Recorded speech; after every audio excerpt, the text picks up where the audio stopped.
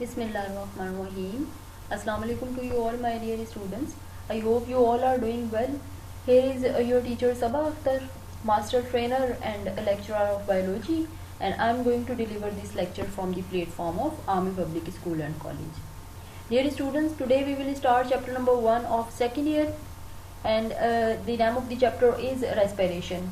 As we have studied 13 chapters in our class first year, so it is chapter number 40 according to that book. Fine, but ये जो है first year का first chapter भी है. हमने 13 chapter first year में पढ़ लिए थे, इसलिए यहाँ पर ये 14 चैप्टर है. So the name of the chapter is respiration. So before starting our topic, what are the objectives of today? At the end of the lecture, you will be able to define a respiratory surface and list its properties, differentiate between upper respiratory tract and lower respiratory tract, categorize organs of respiratory system into upper respiratory tract and lower respiratory tract, describe structures and function of lungs, and distinguish between pharynx and larynx. So what are the topics of today? Respiratory system of man, and there are two division of respiratory system of the man, which are upper respiratory tract and lower respiratory tract. Fine. So what is respiration? Respiration क्या है? Respiration की definition क्या है?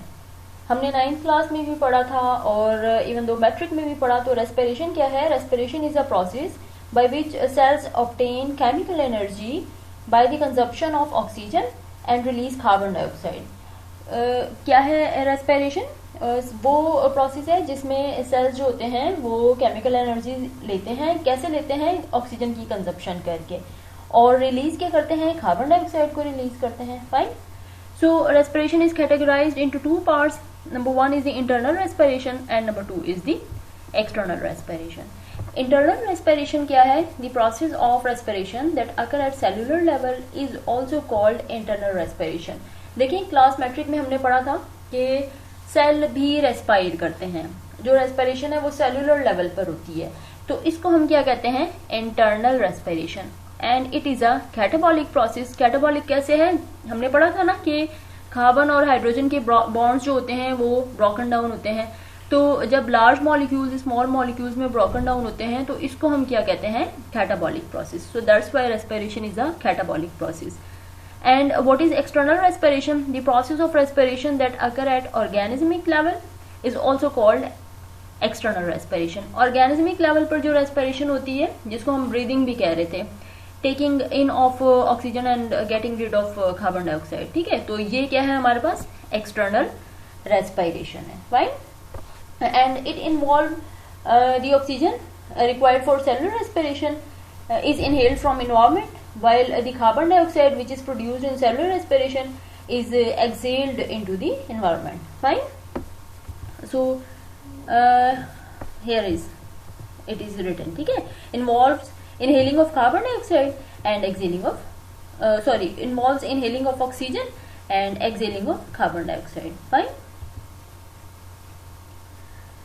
So what is a respiratory system of man? The body system which is responsible for exchange of gases between the body fluid and outer environment is called respiratory system. Respiratory system क्या है? जिसमें body fluid और outer environment के बीच में gases exchange होती हैं. ठीक है, इसको हम क्या कहते हैं? respiratory system कहते हैं. Fine. And what are the properties of respiratory surface? The area where the gases exchange with the environment take place called respiratory surface. देखें, जहां पर गैसेस एक्सचेंज होती हैं एनवायरनमेंट के साथ, उस एरिया को हम क्या कहते हैं? रेस्पिरेटरी सरफेस कहते हैं. हमने मैट्रिक क्लास में पढ़ा था कि alveoli are the respiratory surfaces in human beings. ठीक है, तो वहां वो क्यों रेस्पिरेटरी सरफेसेस कहलाती हैं? क्योंकि वहां पर गैसेस की एक्सचेंज होती है. It must be moist and permeable so that gases can pass through. ये जो रेस्पिरेटरी सरफेस है ये moist भी हो और permeable भी हो ताकि यहाँ से gases easily pass हो सकें. It must be thin because diffusion is only efficient over a distance of 1 millimeter or less. ये जो मेम्ब्रेन होती है ये बिल्कुल बारीक सी होती है, थिन होती है, क्योंकि जो डिफ्यूजन है वो 1 मिलीमीटर के डिस्टेंस को एफिशिएंटली जो है वो कवर कर सकती है. Fine. It should possess a large surface area so that sufficient amount of gases can be exchanged according to the organism's need. ये जो रेस्पिरेटरी सरफेस का एक और पॉइंट है, एक और प्रॉपर्टी है कि इसका जो सरफेस एरिया है वो लार्ज होना चाहिए, इतना होना चाहिए कि गैसेस एक्सचेंज इजीली हो सके, जितनी ऑर्गेनिज्म को नीड है उस हिसाब से गैसेस एक्सचेंज इजीली हो सके. Fine. It should possess a good blood supply भी होनी चाहिए. There should be a good ventilation mechanism to maintain a steep diffusion gradient across the respiratory surface. देखें स्टीप डिफ्यूजन क्या होता है, ये देखें यहाँ पर पॉइंट ए पर कंसंट्रेशन मॉलिक्यूल्स की बहुत ज्यादा है, फाइन, बहुत हाई है, लेकिन ये पॉइंट बी है, यहाँ पर कंसंट्रेशन मॉलिक्यूल्स की कम है. तो ये जो मॉलिक्यूल्स हैं it will move, these molecules will move from higher concentration towards the lower concentration. तो ये स्टीप डिफ्यूजन ग्रेडियंट कहलाता है, जहां पर हायर मॉलिक्यूल्स जो है वो मूव करते हैं down towards the lower concentration of the molecules. Fine. तो ये भी एक प्रॉपर्टी है इसकी रेस्पिरेटरी सरफेस की. These all are the properties of respiratory surface. Fine. Now human respiratory system can be divided into two regions, the upper respiratory tract and the lower respiratory tract. तो सबसे पहले हम पढ़ेंगे upper respiratory tract. It include nose and pharynx, or we can say that it include nostrils, nasal cavity and pharynx. Fine. सबसे पहले हम पढ़ेंगे nose. Only externally visible part of respiratory system. Nose जो है वाहिद एक ऐसा पार्ट है respiratory system का जो विजिबल है, जिसको हम देख सकते हैं. It is composed of bones, cartilage and fatty tissues. ये किससे बना हुआ होता है? बोन से, कार्टिलेज से और फैटी टिश्यूज से. External openings of nose are called nostrils. ये जो नोज की एक्सटर्नल ओपनिंग्स होती हैं, ये जो होल्स होते हैं दो, इसको हम क्या कहते हैं? नॉस्ट्रिल्स कहते हैं. Inner hollow space is called nasal cavity. इसके अंदर जो हॉलो स्पेस होता है वो क्या कहलाता है? नेजल कैविटी कहलाता है. Nasal cavities are partition by mean of nasal septum. ये जो नेजल कैविटीज हैं इनके दरमियान में एक नेजल बोन है, एक वॉल है, जिसको हम क्या कहते हैं? सेप्टम कहते हैं, जो इन दोनों नेजल कैविटीज को सेपरेट करता है, पार्टीशन करता है. देखें यहाँ पर, लुक एट दिस डायग्राम. देखें ये जो है ये क्या है? ये नॉस्ट्रल्स हैं, और ये नॉस्ट्रल्स के अंदर आपको छोटे छोटे से हेयर्स नजर आ रहे हैं, छोटे छोटे से बाल नजर आ रहे हैं सीलिया की तरह. इनका क्या फंक्शन है? To capture the dust particles which are present in air. उनको आगे ये नहीं जाने देता, हमारी इसमें सांस की जो ट्यूब है या जो पाइप है लैरिंक्स है उसमें नहीं जाने देता डस्ट पार्टिकल्स को. यहाँ पर ही ये ट्रैप्ड हो जाते हैं. ये सीलिया या जो हेयर है ये इसको ट्रैप कर लेते हैं. भाई ये देखें यहाँ पर दीज ये जो आपको वॉल नजर आ रही है, ये this wall is called septum. ये this is the deviated septum. ये टूटी हुई है, इंजर्ड है, थोड़ी सी डेविएट हो चुकी है किसी एक्सीडेंट की वजह से, किसी भी कोई भी कॉज हो सकता है. Fine. And here it is the normal septum. ये नॉर्मल सेप्टम है, और ये क्या है? वो वॉल है जो ये नजल कैविटी को पार्टीशन करती है. Fine. Now, anterior part of the nasal cavity near the nostrils are called vestibules. Nostrils के पास वाला बिल्कुल जो पार्ट होता है ना nasal cavity में, उसको हम क्या कहते हैं? वेस्टिब्यूल्स कहते हैं. Which contain a network of hair, जिसके अंदर क्या प्रेजेंट होता है? छोटे छोटे से हेयर प्रेजेंट होते हैं, छोटे छोटे से सीलिया प्रेजेंट होते हैं, जो अभी मैंने आपको पिछली स्लाइड में दिखाए थे. Both nostrils and nasal cavities are lined by mucous membrane along with cilia. जो नॉस्ट्रल्स हैं और जो नेजल कैविटी है, इसमें क्या होता है? म्यूकस भी प्रेजेंट होता है और सीलिया भी प्रेजेंट होता है. ठीक है. Nose, ear, mucus and cilia serve as the defence mechanism against the harmful pathogens and solid particulate matter present in air. इनका क्या काम है? ये जो पैथोजेंस प्रेजेंट होते हैं ना, जो हार्मफुल पैथोजेंस एयर में प्रेजेंट होते हैं, उनको ये कैप्चर कर लेते हैं, उनको ये लैरिंक्स के अंदर नहीं जाने देते. Fine. The mucus and the cilia filter the air and prevent the entry of foreign particles such as microorganisms, dust or particulate matter inside the respiratory system. उसको अंदर नहीं जाने देते, उनको वहीं पर कैप्चर कर लेते हैं. Fine. And mucus help in moistening the air. और म्यूकस क्या करता है? जो एयर है उसको थोड़ा सा मॉइस्टन करता है, उसको थोड़ा सा वेट करता है.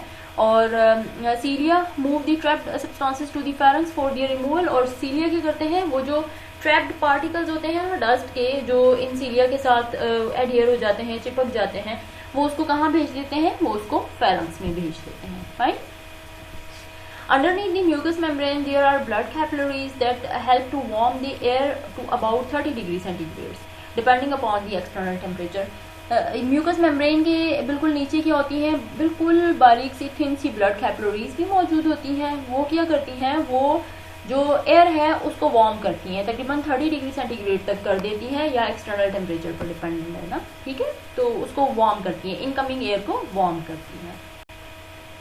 Now the next part of the upper respiratory tract is pharynx, and pharynx is a cone shaped passageway leading from the oral and nasal cavities to the esophagus and the larynx. cone shape एक passageway है जो oral cavity और nasal cavity से होता हुआ कहाँ जाता है, esophagus और larynx तक जाता है।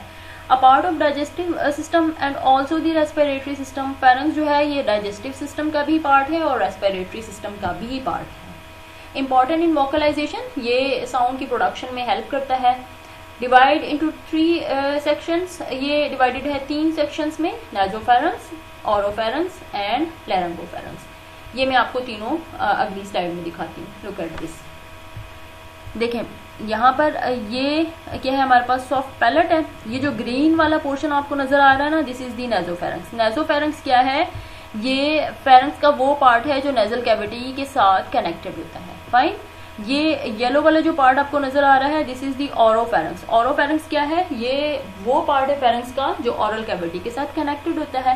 नाउ दी हाइपोफेरेंक्स और दी लैरिंगोफेरेंक्स, ये पार्ट फेरेंक्स का वो वाला है जो लैरिंक्स और एसोफेगस दोनों के साथ कनेक्टेड होता है। So that's why it is known as laryngopharynx और हाइपोफेरेंक्स। और ये वाला जो ओरल कैविटी के साथ कनेक्टेड होता है, इट इज कॉल्ड ओरोफेरेंक्स, और जो नेजल कैविटी के साथ कनेक्टेड होता है, इसको हम कहते हैं नासोफेरेंक्स। तो ये तीनों किसके पार्ट्स हैं, ये पार्ट्स हैं फेरेंक्स के। Fine, so it was all about the upper respiratory tract of man. अब हम पढ़ेंगे लोअर रेस्पिरेटरी ट्रैक्ट। तो अपर रेस्पिरेटरी ट्रैक्ट में कितने पार्ट्स थे, 2 पार्ट्स थे, नोज एंड फेरेंक्स। फाइन, अब पढ़ते हैं lower respiratory tract. Lower respiratory tract include larynx, trachea, bronchi and lungs. जो लोअर रेस्पिरेटरी ट्रैक्ट है इसके 4 पार्ट्स हैं, लैरिंक्स, ट्रेकिया, ब्रोंकाई और lungs.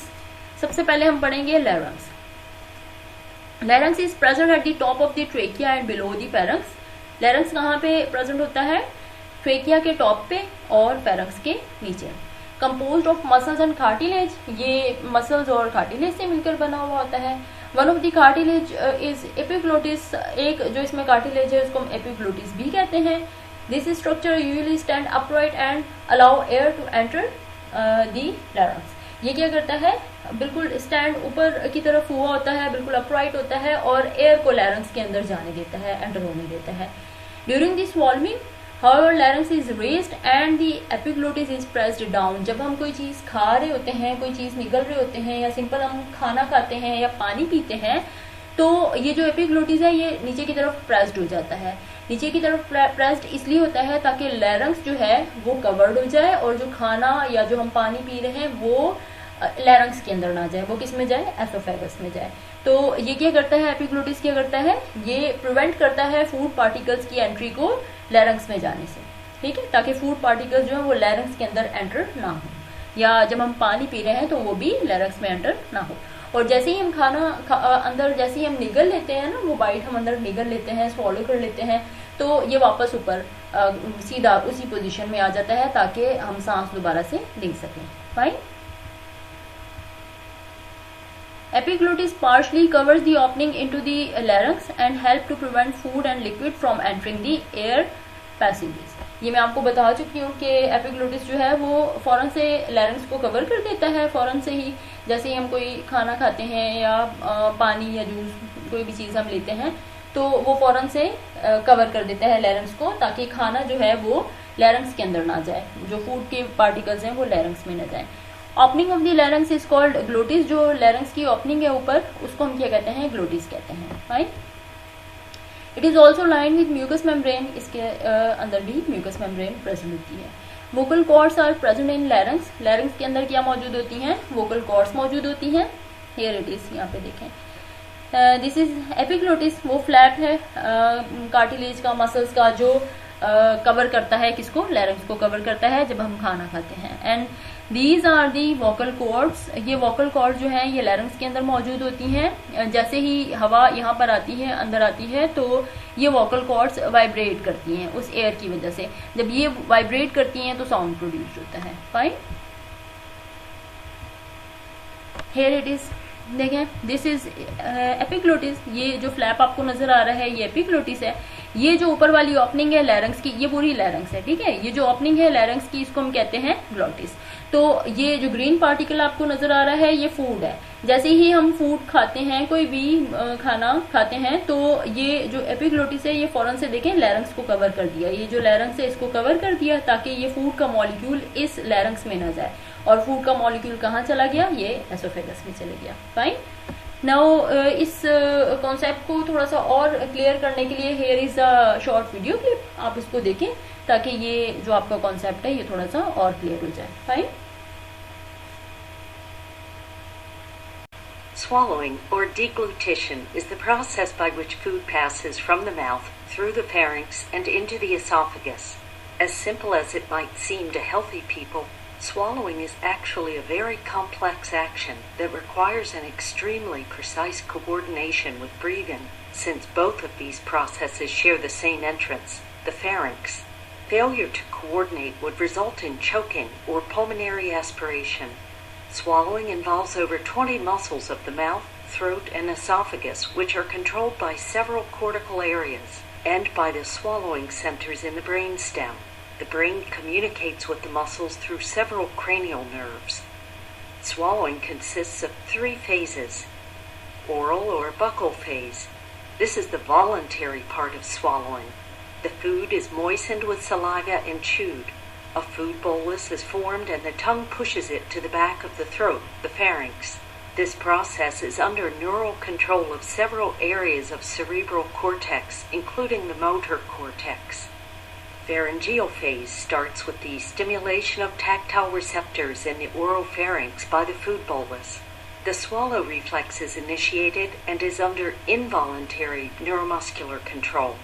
The following actions are taken to ensure the passage of food or drink into the esophagus. The tongue blocks the oral cavity to prevent food from going back to the mouth. The soft palate blocks entry to the nasal cavity. The vocal folds close to protect the airway to the lungs. The larynx is pulled up with the epiglottis flipping over, covering the entry to the trachea. This is the most important step since entry of food or drink into the lungs may potentially be life-threatening. The upper esophageal sphincter opens to allow passage to the esophagus. Esophageal phase. The food bolus is propelled down the esophagus by peristalsis, a wave of muscular contraction that pushes the bolus ahead of it. The larynx moves down back to the original position.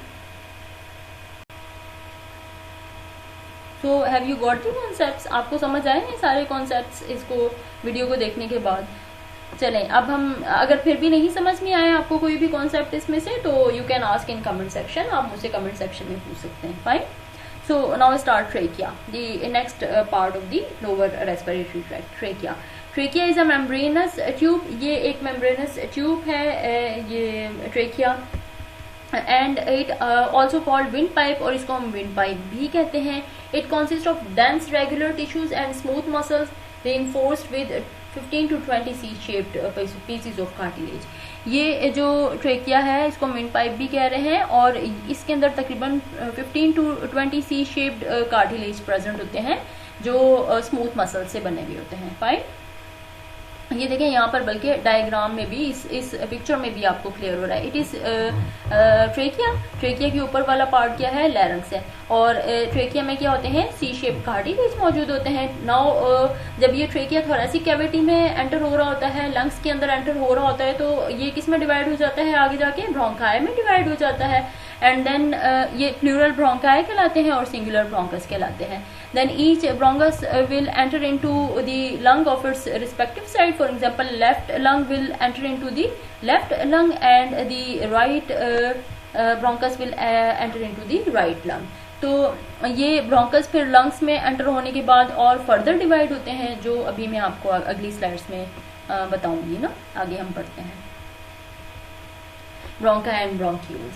Trachea divided to form 2 smaller tubes called the primary bronchi. देखें पिछली slide में मैंने आपको भी दिखाया था कि trachea जो है वो डिवाइड होता है 2 ट्यूब्स में, जिसको हम क्या कहते हैं, ब्रोंकाई कहते हैं। तो ये जो ट्रेकिया है ये 2 ट्यूब्स में डिवाइड हो रहा है, इन ट्यूब्स को हम क्या कहते हैं, प्राइमरी ब्रोंकाई कहते हैं। फाइन। फिर ये जो प्राइमरी ब्रोंकाई है ये किस में एंटर हो जाती है, ये लंग्स में एंटर हो जाती हैं। Primary bronchi divided into secondary bronchi with in each lung, ये लंग्स के अंदर एंटर हो जाती हैं और ये किस में डिवाइड होती हैं, प्राइमरी ब्रोंकाई सेकेंडरी ब्रोंकाई में डिवाइड हो जाती हैं। There are 2 secondary bronchi in left lung and 3 in right lung. देखें जो लेफ्ट लंग होता है उसकी 2 लूप्स होती हैं, सो दैट्स वाई जो प्राइमरी ब्रोंकाई है वो लेफ्ट लंग के अंदर जाके 2 सेकेंडरी ब्रोंकाई बनाती है, लेकिन जो राइट लंग होता है उसके अंदर ये प्राइमरी ब्रोंकाई जाके 3 सेकेंडरी ब्रोंकाई बनाती है। फाइन। मतलब आगे ब्रांचेस में और भी ब्रांचेस में जो है वो ये डिवाइड होती जाती है। ठीक है। Secondary bronchi in turn give rise to tertiary bronchi. फिर ये जो सेकेंडरी ब्रोंकाई है ये किस में डिवाइड हो जाएंगी, ये टर्शियरी ब्रोंकाई में डिवाइड हो जाएंगी, मतलब और भी स्मॉलर और भी थिनर होती जाएंगी ना। Bronchi continues to branch, finally give rise to bronchioles, which are less than 1 millimeter in diameter. Bronchi जो है वो डिवाइड होती जाएंगी, कंटिन्यूसली डिवाइड होती जाएंगी और ब्रांचेस बनाती जाएंगी और फाइनली वो क्या बना देंगी, ब्रोंक्यूल्स बना देंगी। और ये जो ब्रोंक्यूल्स होते हैं इनका डायमीटर तकरीबन 1 मिलीमीटर से भी कम होता है। ठीक है। Bronchioles subdivides several times to become even smaller terminal bronchioles. जो ब्रोंक्यूल्स होते हैं वो और भी छोटी छोटी सी बिल्कुल बारीक बारीक सी ब्रांचेस में डिवाइड हो जाते हैं, जिसको हम क्या कहते हैं, टर्मिनल ब्रोंक्यूल्स कहते हैं। In secondary bronchi the C shaped cartilage are replaced with cartilage plates, but the bronchioles and their terminal branches have no cartilage structure. कहते हैं जो सेकेंडरी ब्रोंकाई होता है उसके अंदर जो सी शेप कार्टिलेज होते हैं वो किससे रिप्लेस्ड हो जाते हैं, वो कार्टिलेज प्लेट से रिप्लेस्ड हो जाते हैं, लेकिन ब्रोंक्यूल्स और टर्मिनल ब्रोंक्यूल्स में कोई भी कार्टिलेज मौजूद नहीं होते। Now look at this picture. देखें ये लैरिंक्स, ये trachea. Now trachea is divided into primary bronchi. फिर ये प्राइमरी ब्रोंकाई किस में डिवाइडेड हो जाते हैं, ये सेकेंडरी ब्रोंकाई में। देखें लेफ्ट लंग है तो इसमें कितनी सेकेंडरी ब्रोंकाई बने, 1, 2 एंड दिस वन इज 3। और ये लेफ्ट लंग है तो ये लेफ्ट लंग के अंदर जाएगा ब्रोंकाई, तो ये कितने में डिवाइडेड हुआ, ये 1 एंड ये 2, दो सेकेंडरी ब्रोंकाई में डिवाइडेड हुआ। फिर ये जो सेकेंडरी ब्रोंकाई है देखिए आपको नजर आ रहा है ये आगे और भी डिवाइड हो रहे हैं, फर्दर डिवाइड हो रहे हैं। तो ये क्या बना रहे हैं, ये टर्शियरी ब्रोंकाई बना रहे हैं। फिर टर्शियरी ब्रोंकाई क्या बनाते हैं, ब्रोंक्यूल्स बनाते हैं। और फिर वो टर्शियरी वो जो ब्रोंक्यूल्स होते हैं वो किसमें, और भी स्मॉलर ट्यूब्स में डिवाइड हो जाते हैं, जिनको हम क्या कहते हैं, टर्मिनल ब्रोंक्यूल्स कहते हैं। फाइन। इसके बाद जो पार्ट आता है उसको हम कहते हैं alveolar duct and alveoli. Terminal bronchioles divide two form respiratory bronchioles. जो टर्मिनल ब्रोंक्यूल्स हैं वो और भी डिवाइड हो जाते हैं, फर्दर डिवाइड होते हैं स्मॉलर ट्यूब्स में, जिसको हम क्या कहते हैं, रेस्पिरेटरी ब्रोंक्यूल्स कहते हैं। Respiratory bronchioles give rise to alveolar ducts. फिर रेस्पिरेटरी ब्रोंक्यूल्स क्या बनाते हैं, एल्वुलर डक्ट बनाते हैं। Alveolar duct contain tiny air filled chambers called alveoli. और ये जो एल्वुलर डक्ट होते हैं ये फाइनली कहाँ पर जाते हैं, एल्वुलाई में। टाइनी छोटे छोटे से एयर फिल्ड चैम्बर्स होते हैं, हवा से भरे हुए चैम्बर्स होते हैं, जिसको हम क्या कहते हैं, एल्वुलाई कहते हैं। And these alveoli are the respiratory surface in human beings. ठीक है। Alveoli are the site of gas exchange between the air and the blood. तो ये जो एल्वुलाई है ये क्या है, गैस एक्सचेंज की साइट है। यहाँ पर एक्चुअल में गैस एक्सचेंज होती है, ठीक है, एयर और ब्लड के दरमियान। Got it. There are over 700 million alveoli present in lungs. तकरीबन 700 million alveoli present होते हैं lungs के अंदर। Wall of each alveolus is only 0.1 micrometer thick. जो alveolus की wall होती है वो सिर्फ 0.1 micrometer thick होती है। On its outside is a dense network of blood capillaries. और इनके बाहर क्या होती हैं, बहुत सारी blood capillaries भी होती हैं। Lining each alveolus is a moist squamous epithelium. This consists of very thin flattened cells, reducing the distance over which diffusion must occur. ये जो एल्वुलस होते हैं इसके अराउंड बिल्कुल एक बारीक से सेल की, फ्लैटेंड सेल्स की एक लेयर होती है और बिल्कुल बारीक वो थिन होती है ताकि डिफ्यूजन इजीली हो सके, एयर जो है वो इजीली एक्सचेंज हो सके ना, एयर के अंदर जो मौजूद गैसेज हैं वो इजीली एक्सचेंज हो सके। Collagen and elastin proteins are also present in their walls, allow the alveoli to expand and recoil during breathing. इसके अंदर कोलेजिन और इलास्टिन प्रोटीन भी मौजूद होती हैं। वो क्या करती हैं, रिक्वाइलिंग और एक्सपेंडिंग में हेल्प करती हैं, ताकि वो एक्सपेंड भी हो सकें, एक्सपेंडिंग में हेल्प कर रही होती हैं, और रिक्वाइलिंग में जब हम सांस लेते हैं तो वो उसकी रिक्वाइलिंग और एक्सपेंडिंग में हेल्प करती हैं, उसकी कंट्रैक्शन और रिलैक्सेशन में हेल्प कर रही होती हैं। फाइन, ताकि वो क्वाइल हो सके, रिक्वाइल हो सके ब्रीदिंग की तरह। फाइन, देखें यहाँ पर here it is a picture of alveola है।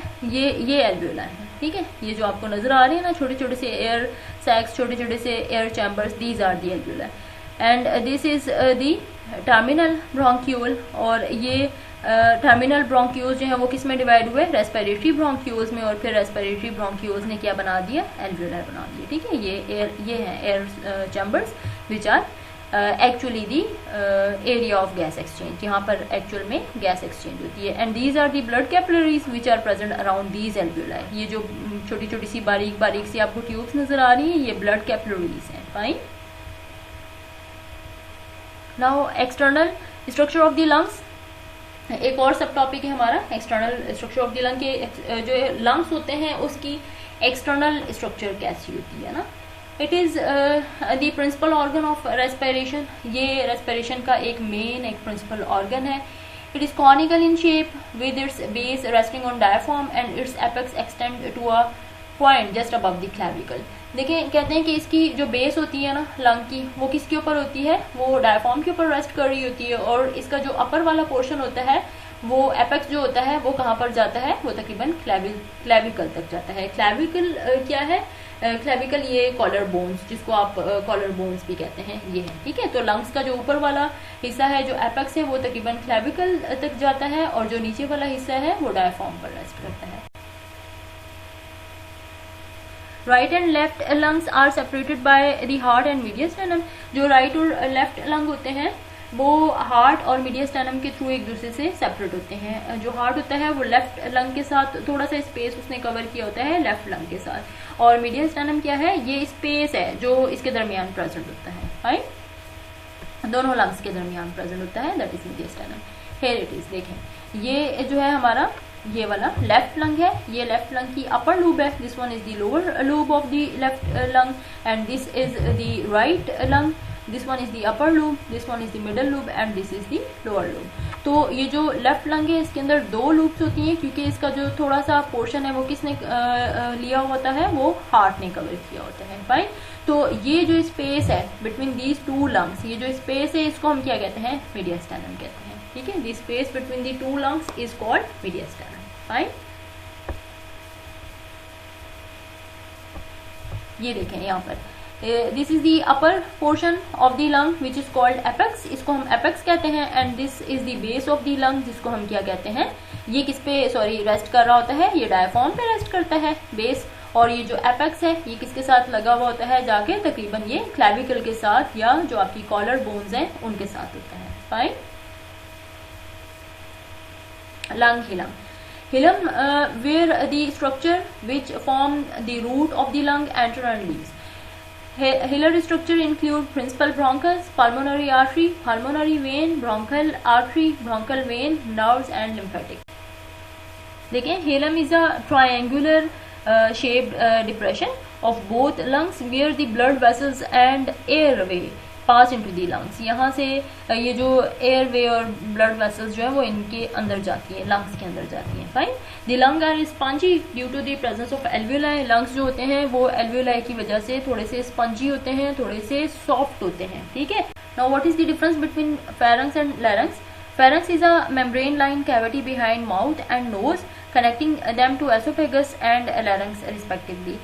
फेरेंक्स एक कैविटी है जो माउथ और नोज के बाद प्रेजेंट होती है, और ये कनेक्ट करती है इनको एसोफेगस और लैरिंक्स से, और ये जो है ये कॉमन है किसके लिए, फूड और एयर दोनों के लिए। Fine, larynx is hollow muscular organ which form an air passage to the lungs and host the vocal chords.